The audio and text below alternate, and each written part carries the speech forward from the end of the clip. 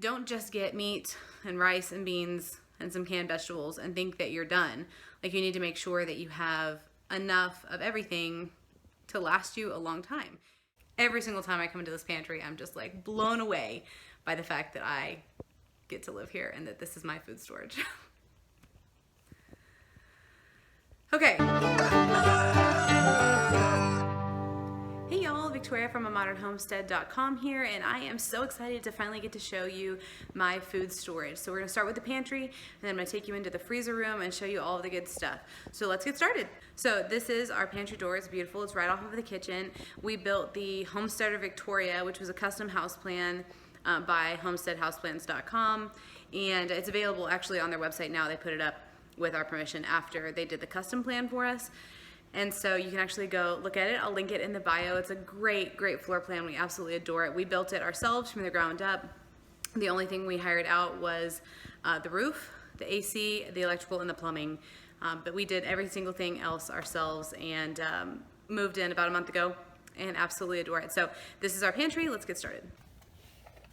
So right when you walk in, we have this lovely stand right here. This was originally going to be for our dehydrator and our freeze dryer. However, we decided to have our industrial bread slicer there and our ice machine instead. And then if you pivot around, we also have a bunch of equipment here. We have a tortilla press, a meat slicer, all of our griddles and waffle irons, and the dehydrator and stuff like that. So we have that there. And then we're going to get right into the actual food storage. So these baskets here, I got these at the Container Store, and I really, really love them. And they are filled with basically all of the herbs and spices and supplements that we would use on a yearly basis. We try to keep a 6-month to 2-year supply on hand, depending on the cost of the items and how much we use on a regular basis. So that's what we have there. We have some tea, we have cacao. Over here we have, this is actually the last of our dehydrated, or actually in this case freeze-dried squash flour. We use that a lot for baking during the winter, just to get some vegetables in. It's a great way to store a zucchini or squash, because I don't like the way it tastes when it's canned or frozen. So all right, so we've got that stuff there. And then, of course, we have our beautiful einkorn flour supply here. So that is about a 2-year supply for us. It was actually the leftover einkorn flour from our shop when we had our food line, the einkorn food line that we did there last year. That we had to close due to lack of availability of einkorn flour, butter, yeast, and that kind of stuff. And so it's really funny to look at this 2-year supply of einkorn flour and say that we couldn't get einkorn flour for the shop. But in reality, that 2-year supply for our family was only a day. We were using 300 to 500 pounds of flour a day for our food line. And so it was 1 day, 2 days maybe of flour for the shop, for the food line, but it's a 2-year supply for us, so it's pretty crazy. But we do have that. Then of course we also have our whole wheat, we have our wheat berries, we have popcorn, and we have rye flour down there. I try to keep all the grains together. The rice is over here. I do need to get this processed into Mylar bags and get it bug safe, you know, treat it for bugs and everything like that to get it put away. I think we have about 100 pounds of rice right now, which is a good long while for us. I also have more herbs and spices up there and over here because we have so many. And when you buy a pound of let's say dill weed, you buy a pound of dill weed, it's $12. You're like, absolutely, I'm gonna get a pound of it. It's like legitimately 14 cups of dill weed. And so that's going to take us a long time to go through. As much as I love ranch dressing with like really, really heavy dill in it, it's still going to take us a long time to get through. And now, of course, we grow our own. So anyway, we have a lot of it. And then we have our beautiful canned goods. These are all homegrown and home canned. Now, you're probably wondering why we only have tomato paste and green beans and a few things of fruit. That's because that's all that's left over from, it was actually 2020 was the last time we had a garden. Last year because of the food line, because of building the house. We had a very small garden and we ate out of it, but we didn't have enough to really preserve. And so all of these green beans and tomato sauce and pickles and all that stuff, it's actually from 2020. So we've already eaten all the corn and the okra and the potatoes and all of the other stuff that we canned. So what's left is green beans. We had an insane amount of green beans. I think in 2020 we canned approximately 1,500 jars of green beans from our garden, and we only had 10 feet of green beans. So it was a very plentiful year for green beans in 2020. So now we have the garden coming in again. We planted a full garden this year, and I'll do a tour of that later that I'll put up, so check back to the website.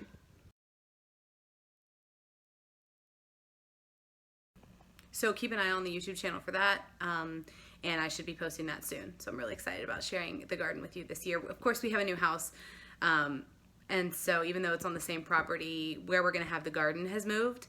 And so the garden that we have been growing in for the last 6 years, we're just going to let nature take it back and have a new garden plot in the back. So there's going to be lots of changes coming, but I am going to show you the existing garden soon. Anyway, moving on from the canned goods, we have this shelf here, and this is mostly store-bought stuff. Well, store-bought finished products. So we have like chips up here. I also make a lot of our own chips, but we've eaten them all. So we have a few like organic chips up here. We have, extra mason jars and Ziploc bags and stuff like that. And then we have spices, salsa, mustard. I have some sweet pickles from H-E-B that I really love, even though my mom actually makes the best sweet pickles in the world. We run out of them early every year. So I bought some from H-E-B.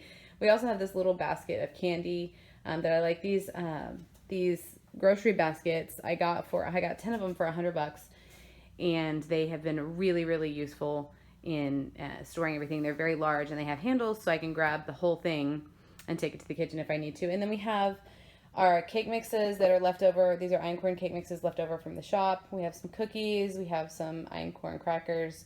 And then these are all like homemade einkorn cookies that I have down there.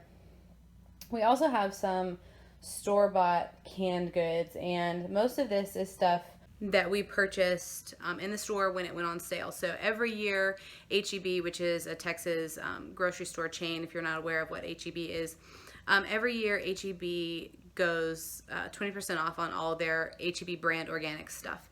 And so we tend to buy a lot of H-E-B brand organic stuff in January to supplement what we may have run out of from the garden. So for example, I canned hundreds of pints of corn, homegrown corn, but we ran out really early because we have the soup that we make that we love, and we make it all the time, and it has a jar of corn in it, and then we would have corn as a side with green beans. And I mean, so we just went through that corn really, really quickly, especially because it was from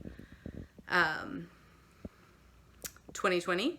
And so we didn't have any from 2021. So in January of 2022, we bought a bunch of corn from H-E-B. Also things that we don't currently can ourselves, like the refried beans, pinto beans, garbanzo beans, stuff like that. So we tend to get those on sale. Also, Costco has an organic line of, a lot of their stuff is organic.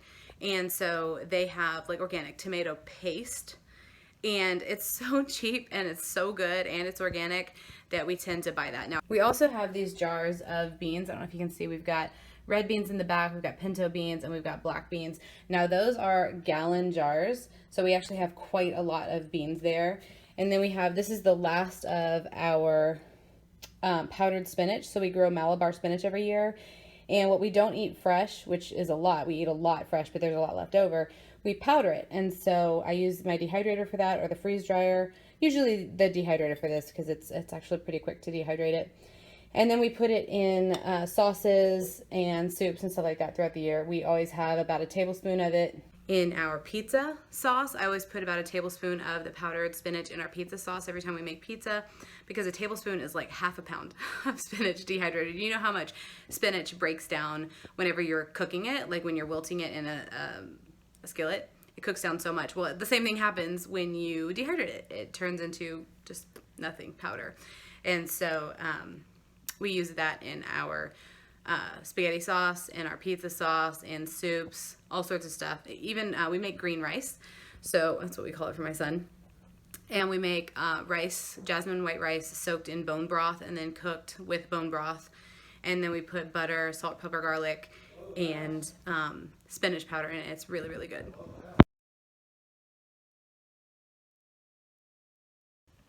That's one of the hazards of living on the same piece of property with your parents. My dad walked in the middle of me recording a video. So that was an hour ago, and now I have to remember my train of thought. So, okay, so I was telling you about the spinach green rice.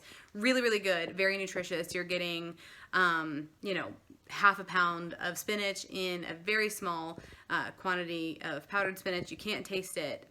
James has eaten it since he was 3 years old, loves it. It's called green rice. We call it green rice, and it's delicious. Anyway, I have a post on my website about dehydrating spinach and how to use it. If you want to check that out, I'll put the link in the description, so be sure to check there. So in addition to the extra herbs that we have up there, we also have oils and salts. We have apple cider vinegar, we have gelatin, coconut oil. One of the other things we have is we have all of these silver bags, and you can't see back, there's a lot of them. Those are all cacao. We eat a lot of fermented cacao. It's a great source of magnesium. It's really, really good for you. And we consume a lot of it in raw milk with just like a dash of maple syrup. So it's kind of like hot chocolate, but it's not. It's milk, and it's a lot of cacao and a little bit of maple syrup. It's a very dark chocolate, hot chocolate, if you will. And so it's really, really good, but we consume a lot of the cacao. And so for us, that was one of the things that we needed to make sure we had on hand for an extended period of time. We have this jar here that we serve out of every day, and then we have our backups to refill that jar. So that's something that we do have on hand. So, you know, one of the things that's really important is to look at what you actually use. Don't just get meat and rice and beans and some canned vegetables and think that you're done. Like, you need to make sure that you have enough of everything to last you a long time. You don't want to go, okay, well, we've eaten all the green beans now and we haven't had chocolate in 6 months because we forgot to put it in the stash.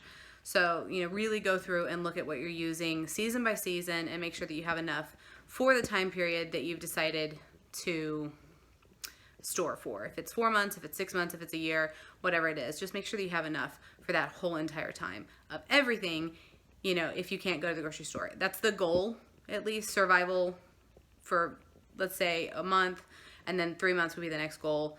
And then after that, you know, building up a supply where you're actually thriving and enjoying your food supply, not just surviving.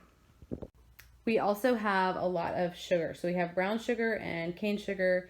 We have coconut sugar and other types of sugar. We have molasses, honey, maple syrup, all of that stuff here, powdered sugar. We also have sugar for canning. Now, this amount of sugar, it's a ridiculous amount of sugar. I don't even know if you can see how far back it goes, but we have a ton of sugar. And that amount of sugar really would last us for years. It, again, is leftover from the shop, from the food line. We had all of the sugar left over when we closed, and so it just came home with us. You know, it is ours. We paid for it. So it just became part of our food supply, food stash. And so normally I would probably buy in not 2-pound bags. I would buy in 10 or 20-pound bags. But this is really convenient for cooking. I don't have to pull out a huge, 20-pound bag when I'm just making a batch of cookies. However, I do have some larger 10 and 20-pound bags of sugar for canning, because during canning season, I'm using a lot of sugar every week to put up fruits, to make jellies and jams and stuff like that. So we do have bulk sugar for that as well. And then we also have nut butters. So we have almond and peanut butter. We have oatmeal, dried fruit, and then I have alternative flours down here. So we have cassava, chickpea, almond flour, and so on, depending on what we're using at the time. And then I also found this Lucky Leaf organic pie filling. It's really, really good. We had it from the shop also. And we just, have been enjoying that, making turnovers and stuff like that. And last but not least, we also have a standalone freezer or fridge. This is a little mini fridge that we are going to be using just for sourdough. I don't like to have the sourdough in my refrigerators with everything else because it tends to make the milk go bad really fast. It tends to make the cheese really sharp and so on and so forth. And so I like to just keep it on its own. Right now it is in our old house. We feed it over there because I haven't gotten this set up the way that I want it yet. So yeah, so that's going to be for sourdough alone. I'm really excited about that. And then we also have, of course, our freeze dryer. So this is our freeze dryer, and what we're going to do here is, let me back up a little bit. We're going to build a stand here for the freeze dryer to get it up off the ground so that the drain will drain properly. We'll have the refrigerator under it. We'll have the dehydrator next to it so that we have all that set up for easy usage, which of course I'm really excited about. So that is a tour of our food supply. You can see all of it here behind me. Every single time I come into this pantry, I'm just like blown away by the fact that I get to live here and that this is my food storage. So we're gonna go look at the freezer room now. I'm gonna show you all of our freezers. Okay, so here we are in the freezer room. This is actually also our laundry room, but it does have the freezers in it. And so originally it was gonna be 4 freezers, but we decided to bring in a fridge instead so that we could have 3 freezers and 1 fridge, so we have a place for all of our bulk cheese, our raw milk, our eggs, our butter, all that stuff in refrigeration instead of having to take up all of the fridge space in our actual kitchen. So let's tour these freezers. I'm actually going to start with our fridge here. So this is kind of our dairy fridge. Won't stay open. We've got all of our grass-fed eggs there. Those are all from our hens.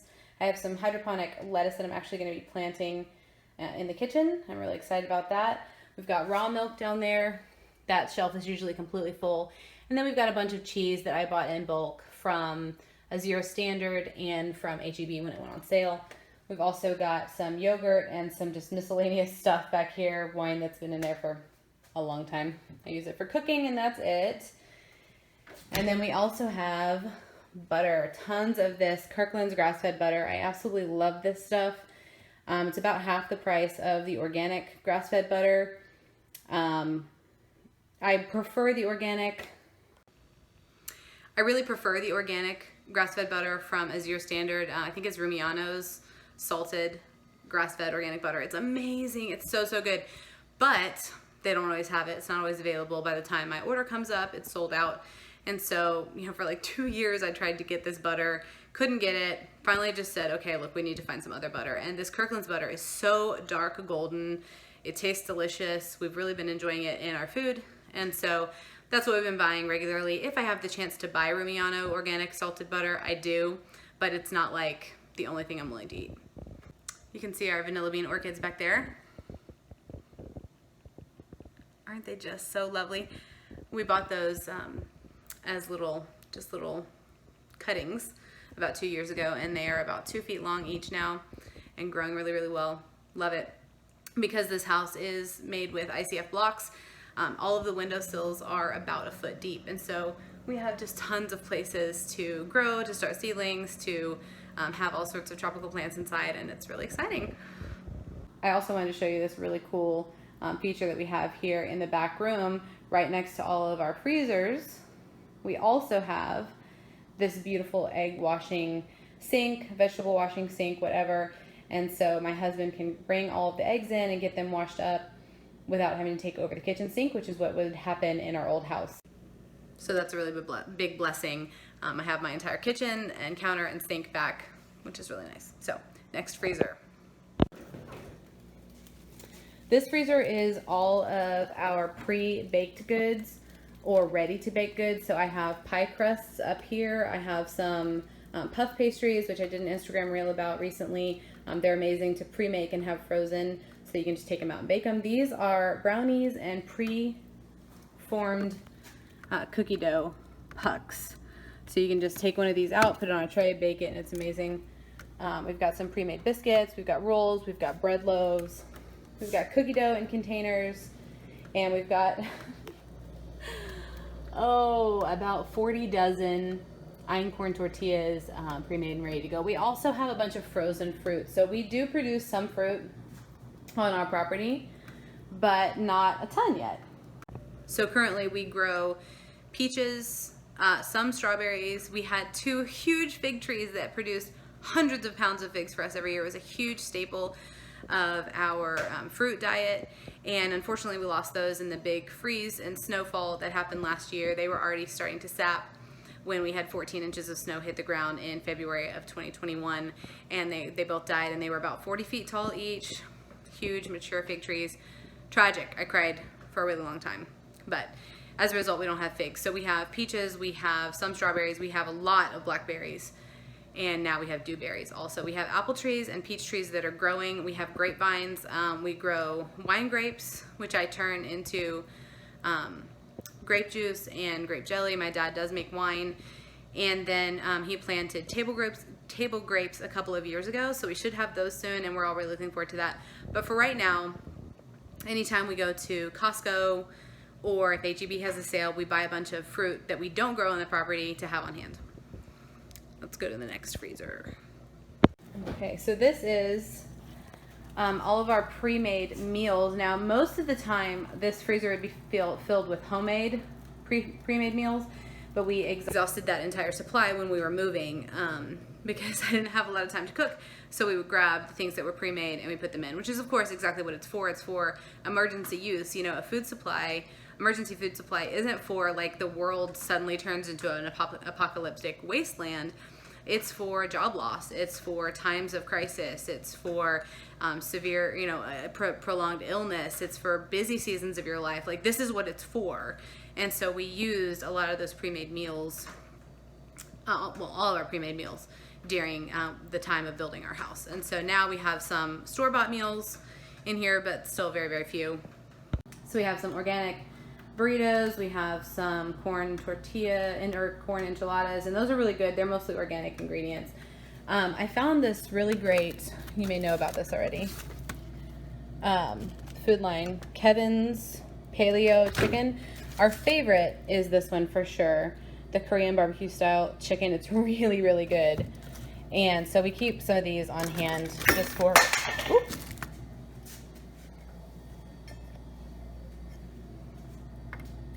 the busy seasons. Okay. And then I have another like 15 of these I need to move into this freezer, but those are ground beef. This is ground beef. So I cook ground brisket in a large pot, and then I section it into 1 pound increments. So that way I can just grab one. I can either defrost it so that it is ready to go for that evening. It takes about an hour and a half to defrost it. It's really not a big deal. Or if you don't have time, you can just take it out, kind of peel the plastic off of it, the plastic bag off of it, put it in a skillet, put a little lid on it. It'll steam over the course of about 6 minutes, and then it's thawed and ready to go. We use that all the time for taco salads, for tacos, for broccoli casserole, for all sorts of stuff. It's really, really good. I highly recommend that if you have the opportunity to start keeping some ground beef on hand. Ground brisket is my favorite way to have ground beef, for sure. These are my last 2 slices of meatloaf. In here, I think I have a couple more in the front freezer, but we make meatloaf with the ground brisket also in bulk. I have a video coming out about that, and then we freeze that, so it's really easy to heat up for dinners. These are all meat products that we got from Butcher Box last year. And then we also have another freezer, not here, it's at our old house, and we just need to bring it over, that has a whole cow in it. And so we're trying to get organized to bring that over here. We had our yearling taken to the butcher last year, and so we have that whole entire cow in the freezer as well. And then these plastic bags are actually filled with beef bones. We make a lot of beef bone broth, and so we have probably, 40 pounds of beef bones there. And that is the end of this freezer. And then our final freezer back here is all vegetables. So it's pretty empty right now, actually, because I prefer to can my vegetables, but you can see all of the tomatoes that I still have left to can from 2020. No, these are from last year, 2021. So I need to get all of these canned. These are frozen hash browns. I bought 25 pounds of organic hash browns from a Zero Standard, not realizing that it was one giant package, and I still haven't separated them, so I need to get that done. But yeah, I haven't yet. So other than that, we don't really have much in this freezer because like I said, I prefer to can my vegetables when possible, or dehydrate or freeze them, or dehydrate or freeze dry them, because I don't like to have a bunch of stuff in the freezers. So I know it looks like that's contrary to what I'm saying right now. And we use freezers because we have access to them. But I always like to have a plan. I'm gonna close this because it's cold. I always like to have a plan for what we would do if the freezers go out. So for example, I know exactly how I would can all the meat if the freezers went out. I know exactly how I would can all the vegetables and all the fruit if the freezers went out. I have a contingency plan for that. I have, the canning equipment that I would need to use if we didn't have electricity in the house. We don't have gas here because we do live out in the country, and my husband does not approve of the idea for himself of using propane to have gas in the country, and that stems from him being an insurance agent for a really long time and seeing a lot of things happen. His uncle is a firefighter, saw a lot of things happen with propane. So it was the industries in which they worked which caused them to really not trust propane, and so we don't have it. So we do have electricity. So I have a contingency plan for what would happen and how I would deal with it if the electricity went out. But I like to keep as much as possible outside of the freezers. And really, if you think about like how much you've seen of my food supply, there's way more food. Excuse my house, we're moving in still. There's way more food in the pantry than there is in the freezers, like way more food. Think about the amount of food that I just showed you in the freezers. There's way more in here. So something to think about. I don't like putting all my eggs in one basket, so to speak, and having all of it in the freezers. So we do try to have a good mix. And then we do have a contingency plan for what to do if the freezers went out. So other than that, I would just say when you're starting to build your food supply, like I talked about earlier, make sure that you really think about what you use. Don't buy something just because it's trendy. Don't buy something just because you think that you would like it. If your family doesn't like beets, don't buy a bunch of pickled beets, that kind of thing. Make sure that the food that you're eating or having on hand is food that you will eat, that it's prepared properly, and that you have spices and fats and all sorts of things like that to make those things tasty. If you just have plain rice but you forgot to put salt in your food supply, if you don't have pepper, if you don't have garlic, if you don't have sugar, if you don't have chocolate, like coffee, supplements, all sorts of stuff like that, animal feed, those all need to be part of your food supply plan. So take a look. I would say audit what you eat and what you buy for a month. Longer if you can, but start really making a plan for what you use on a regular basis, what your family needs and enjoys, so that you can build a food supply that actually works for you. Thank you so much for coming along with us. I hope that you learned a ton. I hope it was enjoyable to look at our food supply. It's always a shock to me to look and see what we've built. I mean, this has taken us a long time to get up to the point where we have these things and we're rotating them, so that we're not just, buying a bunch of stuff every single year. We're rotating through them, and it's just really exciting. So thank you so much, and we'll see you next time.